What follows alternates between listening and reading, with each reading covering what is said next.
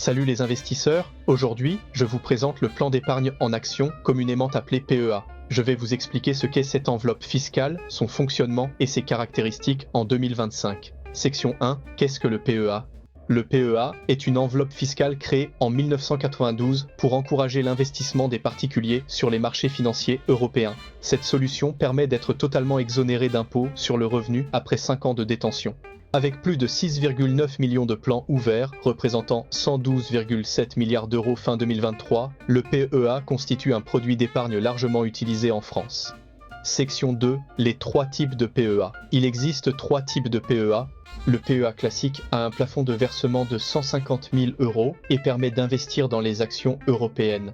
Le PEA PME est plafonné à 225 000 euros et cible spécifiquement les petites et moyennes entreprises européennes. Le PEA jeune s'adresse aux 18-25 ans avec un plafond de 20 000 euros. Section 3, la fiscalité du PEA. Après 5 ans de détention, les gains réalisés sur un PEA sont exonérés d'impôts sur le revenu. Seuls les prélèvements sociaux de 17,2% s'appliquent.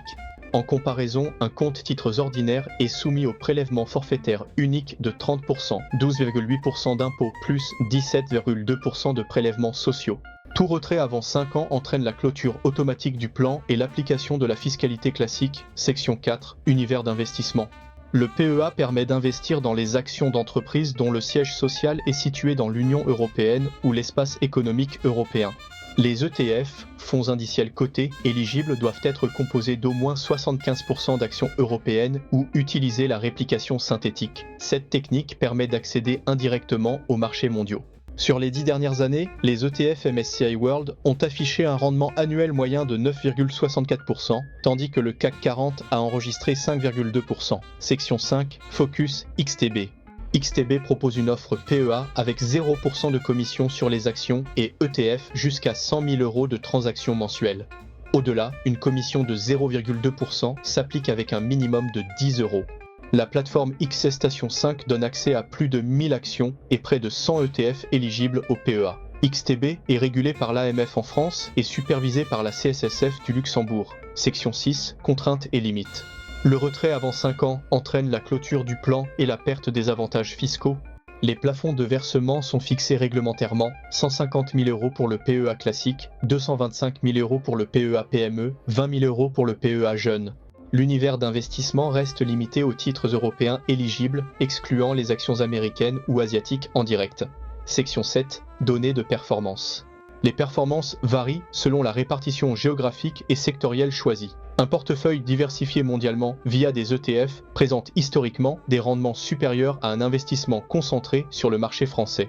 La différence de performance s'explique par la diversification géographique et sectorielle plus large des indices mondiaux. Section 8, perspectives réglementaires. Le PEA bénéficie d'une stabilité réglementaire depuis sa création. Les évolutions récentes ont assoupli certaines contraintes, notamment la possibilité d'effectuer des retraits partiels après 5 ans sans clôturer le plan. Sur le long terme, l'économie d'impôt générée par le PEA peut représenter plusieurs milliers d'euros comparé à un compte titres ordinaire. Conclusion. Le PEA constitue une enveloppe fiscale spécifique au système français, offrant des avantages fiscaux après 5 ans de détention. Son utilisation dépend de la situation patrimoniale et des objectifs d'investissement de chacun. Les détails complets avec toutes les données chiffrées et comparatifs sont disponibles dans l'article que vous trouverez en description. Merci de votre attention et à bientôt pour de nouvelles informations sur l'investissement.